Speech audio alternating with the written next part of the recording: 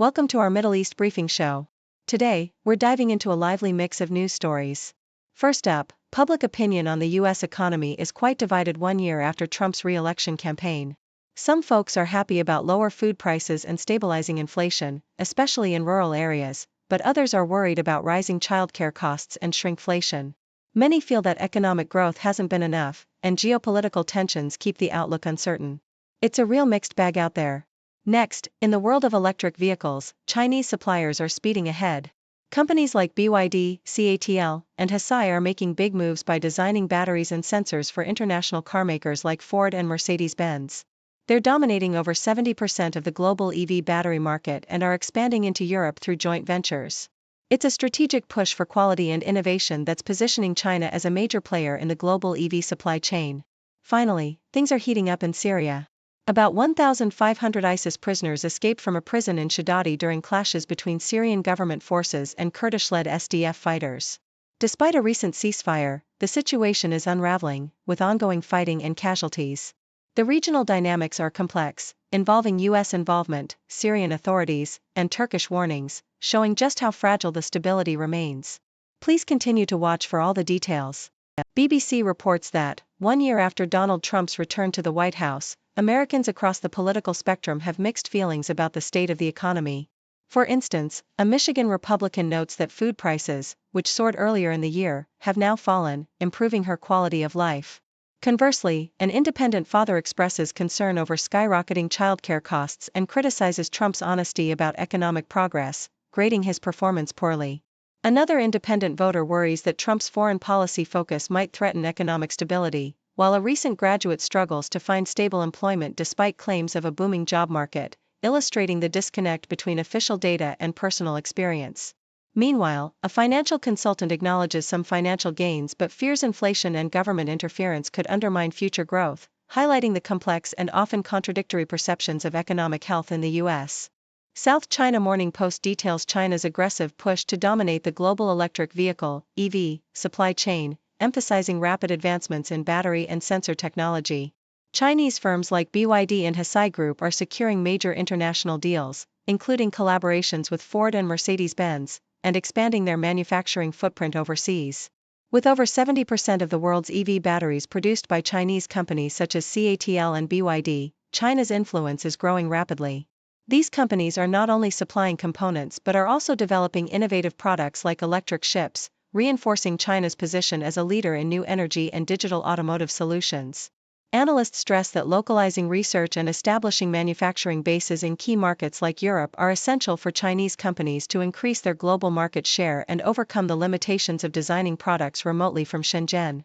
South China Morning Post also reports on the escalating chaos in Syria, where a prison break has allowed approximately 1,500 ISIS members to escape amid clashes between Kurdish-led forces and Syrian government troops. The situation is further complicated by recent agreements between the Syrian government and the Kurdish forces, which are now unraveling amidst accusations and ongoing fighting around prisons housing ISIS militants. The chaos has led to casualties among Kurdish fighters and a tense standoff involving US-backed forces, with both sides blaming each other for the security breach. The broader geopolitical implications involve US and Syrian negotiations, Turkey's warnings to Kurdish groups, and concerns over the resurgence of terrorism. As the region remains volatile, international actors are calling for swift action to restore stability and prevent further destabilization, highlighting the fragile and complex nature of Syria's ongoing conflict and counter-terrorism efforts.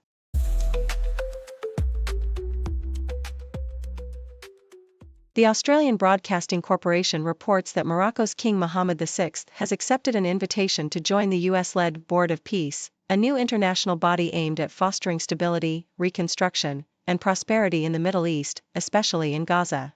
While the board's initial focus was on rebuilding Gaza, its scope appears broader, inviting global leaders, including Russia's Vladimir Putin, to participate.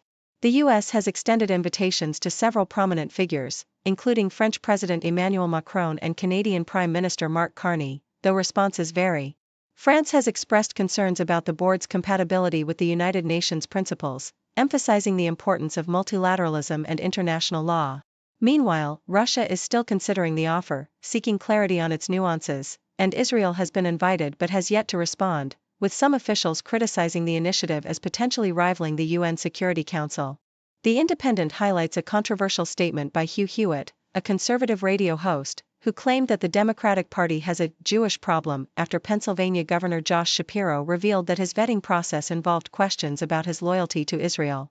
Shapiro's memoir disclosed that Harris's campaign questioned whether he was a double agent for Israel and asked about his communications with undercover agents, raising concerns about anti-Semitic stereotypes. Hewitt interpreted these questions as evidence that the Democratic Party harbors anti-Jewish sentiments, a view that has shocked many political figures. Democratic Representative Josh Gottheimer condemned the questions as anti-Semitic and called for an explanation from Harris's campaign, emphasizing that judging individuals based on their faith is unacceptable. The incident has sparked a broader debate about anti-Semitism within political campaigns and the treatment of Jewish candidates.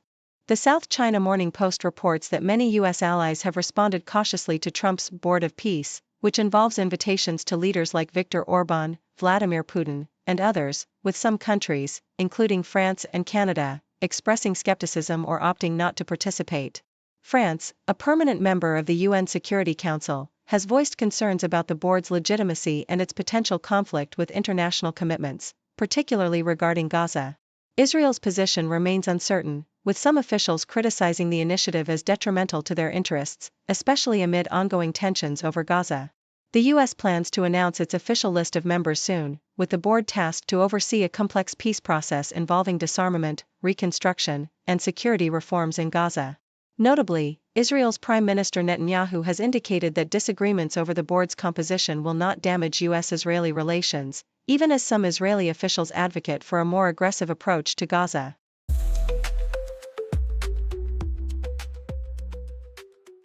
The Independent vividly describes the upcoming 20th series of The Apprentice, where a diverse group of 20 ambitious entrepreneurs from various backgrounds compete for Lord Sugar's substantial £250,000 investment.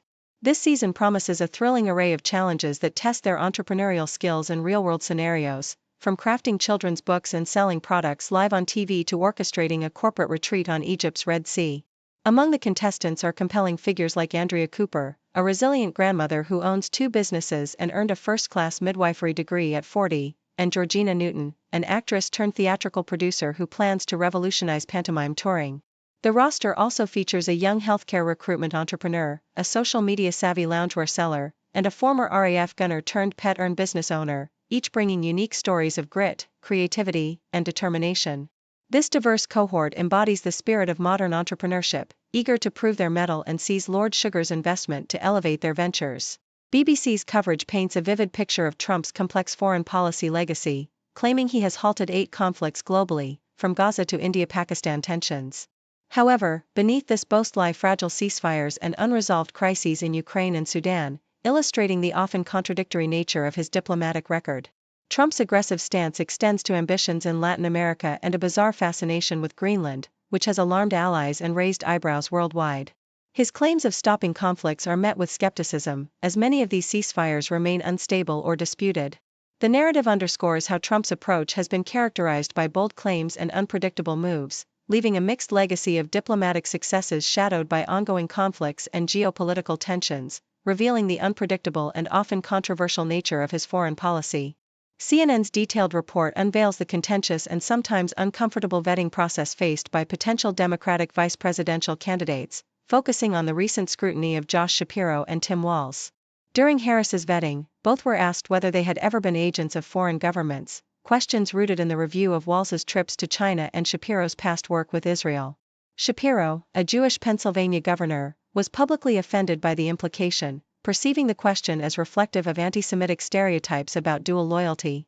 The vetting process, described as thorough and sometimes invasive, aimed to uncover any potential conflicts or loyalties, but it has sparked outrage among Jewish leaders and advocates who see these questions as veering into anti-Semitism. The controversy highlights the delicate balance in political vetting, where probing for vulnerabilities can inadvertently reinforce harmful stereotypes, complicating relationships within the Democratic Party and raising broader concerns about the line between security screening and prejudice.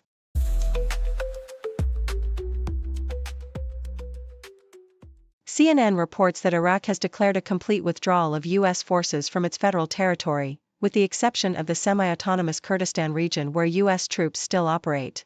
The Iraqi Defense Ministry confirmed that the last U.S. advisors left Al-Assad Air Base in Anbar province, ending over 2 decades of American military presence there. The U.S.-led coalition also withdrew from the Joint Operations Command, transferring control fully to Iraqi security forces, although U.S. troops remain at Harar Air Base in Erbil. Historically, the U.S. military presence in Iraq has fluctuated, peaking at 170,000 troops before gradually decreasing after 2011 and the formal end of combat operations in 2021, leaving a small advisory force. The withdrawal occurs amid rising regional tensions with Iran, which has repeatedly attacked U.S. bases in Iraq, including a ballistic missile strike in 2020 and rocket attacks following the October 2023 Israel-Hamas conflict. Despite the U.S. exit, Iraq asserts its armed forces are capable of maintaining security and plans to continue joint operations against ISIS in Syria, with some logistical support passing through Erbil. The move could bolster Iraq's sovereignty and bargaining power, especially as Iran-backed militias, like Kataib Hezbollah, demand full independence before surrendering their weapons, complicating Iraq's political landscape, where these militias remain influential. Thank you for tuning in. The content above showcases the latest briefing reports and analytical synopses, thoughtfully curated by the 6Do team. These insights stem from a wide array of reputable media outlets, think tanks, government sources, and specialized experts worldwide. We encourage you to explore these sources for a comprehensive perspective. Keep in mind that while the content may not always align with the official standpoint of 6Do Brief, it's not meant to be taken as absolute directives for decision-making. Comprising seasoned media professionals, learned scholars, and accomplished scientists, the 6Do team embodies a trailblazing, fully independent media entity. To customize 6Do Brief to meet your professional needs, you have the option to subscribe to a diverse array of briefings on our website, 6dobrief.com. Regardless of your location, you can conveniently receive 6Do Brief via email. Morning sunlight on the street, city whispers soft and sweet, faces mix in daily grind, every story intertwined, cultures blend like colors bright, languages in the silent night, on the table stories told, food and feast upon so bold, people living day by day, in the heart they find their way, sharing moments, voices sing, in this world of everything. Society and rhythms beat, entertainment's fleeting heat, echoes of wars and fears, laughing through our unseen tears, children playing in the park, drawing dreams till after dark, elders speak of days gone by, washing shadows from the sky. People living day by day, in the heart they find their way, sharing moments, voices sing, in this world of everything.